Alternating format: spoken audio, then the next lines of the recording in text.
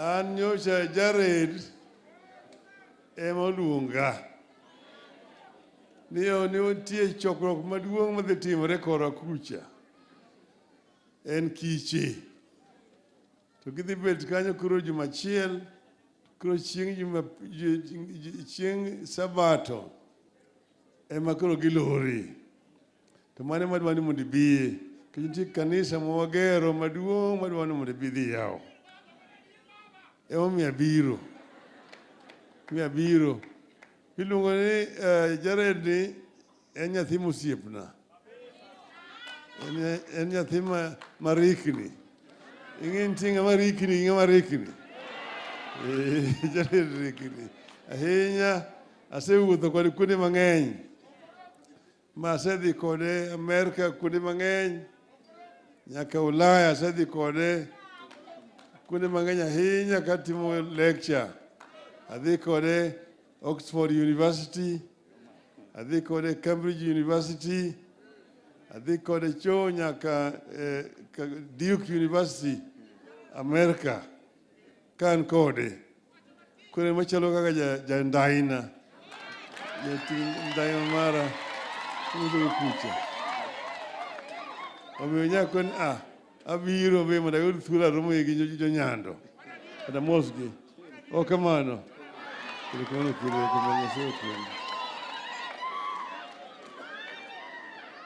Koro kawuono kech waloro ka. Adwani mana wacho ni Isaiah 1 verse 17 wacho kama gi dho ngere. Learn to do good, seek justice, correct oppression, bring justice to the fatherless, and please the widow's cause. You come on. Learn to do good. Learn to do good. Niti maber. I timgilu ni justice. I correct oppression. Mano teach mechanism negone. Ni mondo tim justice kamara marmantie. Ni gini ober, kober to konyo ng'ano, to hinyo ng'ano. Omaya ka piny nyalo dongo mabed maber. Ni ok ing'im na mari iwuon ni dwaro ang'o in iwuon. Ing'e ni to ng'ane to dwaro ang'o. Ng'ane to dwaro ang'o. Nikech nyalo bedo ni in winjo maber, to ng'at mane diri ni to hinyre. Tikia. To mae ma kanisa osebedo ka puonjo jopiny. Kinde duto te. Niki gingimna mari maodi kendi. Kore momiyo an amora nyaka chopo kaka wuono romo gi Kristo. Kendo winjo weche mang'eny mosewach ka ni kanisa. Osewacho weche mang'eny jo kanisa, to en wachokre ka wuono ka kuloro chokruok marunieri sama Kenya nitie ywak mang'eny ahinya. Nitie lit mang'eny ma Kenya osewinjo. Emomiyo kawan kae okone mane wacho siasa. Dina her ni mondo bika wachna kod weche mag dongruok mar kanisa. Mama oloso kama tek ahinya. Mama ni en mama masebedo kode kinde mang'eny. Wiye ler ahinya. Onyisi wuoth kaka giwuotho e kanisa ka. Kaka jaduong' noa kucha kokelo adwen ka. Fiona dwen nong'e ni nemna ni loka chakendi. Nagwen dwen odhi odonjo Gendia. Aeto odhi odonjo Kamagambo. Gi Kisikocha. Koro loka koni ne nitie Kopere, to mang'eny ne en Jokoporo. To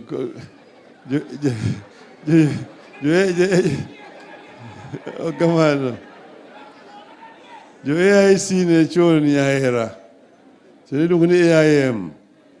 Kamano. To koro kaneka koro bang'e jo kadwen no odhi cho malira. Game kende mane nitie loka miluongo ni Central Nyanza. To tinda dwen obiro ka. Mama opimo kaka jaduong' no obiro kode ka.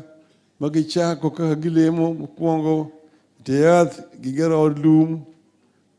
Father Chobiro mang'eyo ni od lum ok ber ahinya. konyogi magikelo mabati, ma dhi kamano kamano. Mane development. Koro sani koro Jared ogolu kacha. Moteru koro machielo kabisa. Golo kanisa machalom na gine. Chalom na St. Peter's.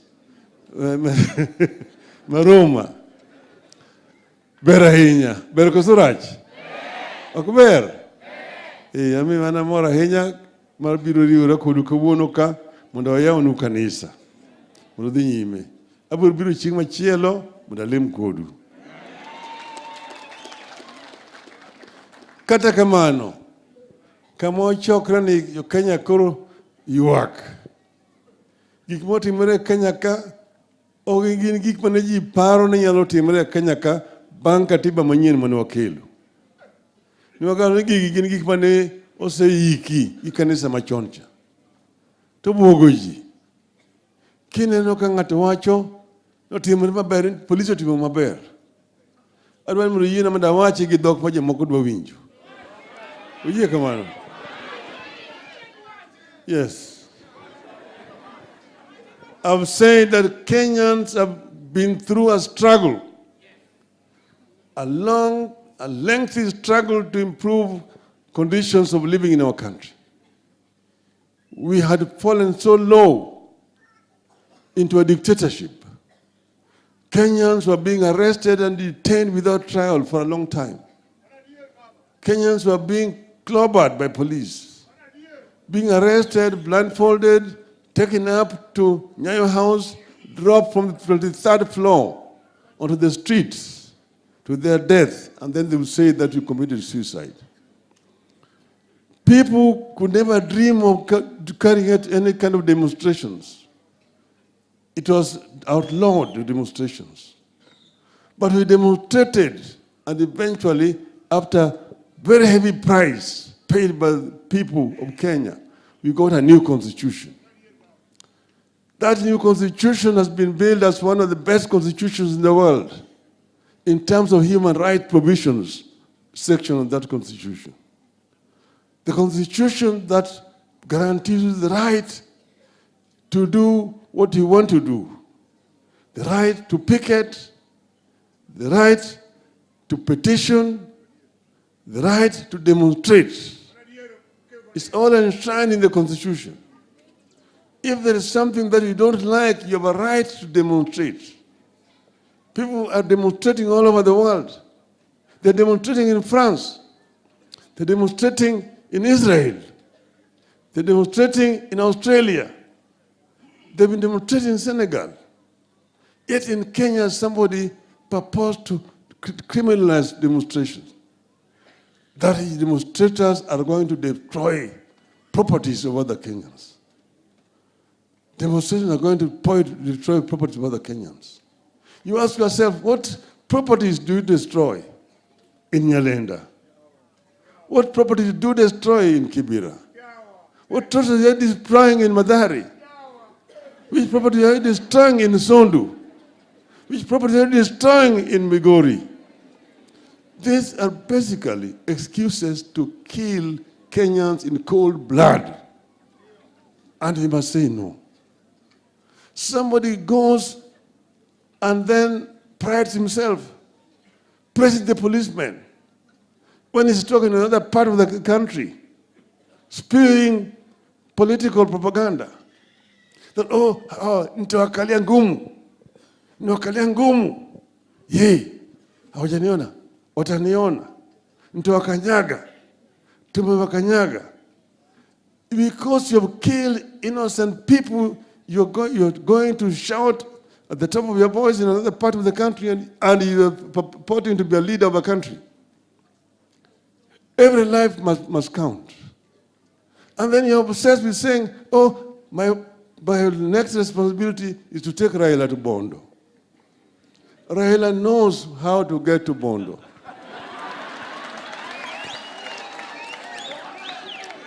I don't need Ruto to take me to Bondo.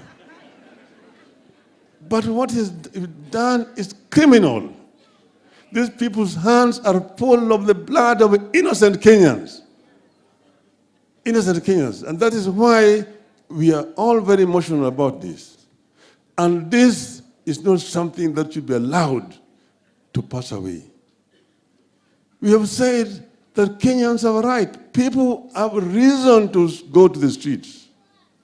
People are not mad to go to the streets merely because Raila said go to the streets.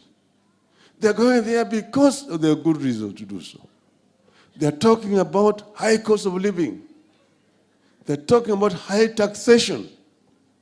They're talking about education for their children. They're talking about electoral justice. All these are very fundamental issues that Kenyans are raising against this regime. And therefore, we have said that this regime must stand condemned in the strongest terms possible with all civilized mankind. We will not be cowed. And I've said that people don't have to come to the streets. There are many other different ways of protesting. We can ask the people to stay home and don't go out to the street to be shot by police. And next time, we are not going to ask people to go out and demonstrate. We'll tell them, kaa nyumbani. Kaeni nyumbani. And people will stay home. They will not go to work. Mr. Ruto does not own Kenya. It does not own Kenya. It does not own Kenya. And with Ruto, Kenya does not consist of only 2 tribes. Kenya consists of 46 tribes. Even those who did not vote for Kenya Kwanza are Kenyans and are tax-paying Kenyans. And they have a right to demand services from a government. So we will not allow you to play with the rights of innocent people. We will not allow you to trample the rights of our people. We will resist. We will resist and we will resist. We have agreed, yes, we can talk. But we will only talk so long as there is a conducive environment for talking. We have also said we do not want a share in Kenya Kwanza government. We do not want handshake, hands which are tainted with the innocent blood of our people. We will not touch those hands. Not touch those hands. We will not touch those hands. We will stick to what is right for our people.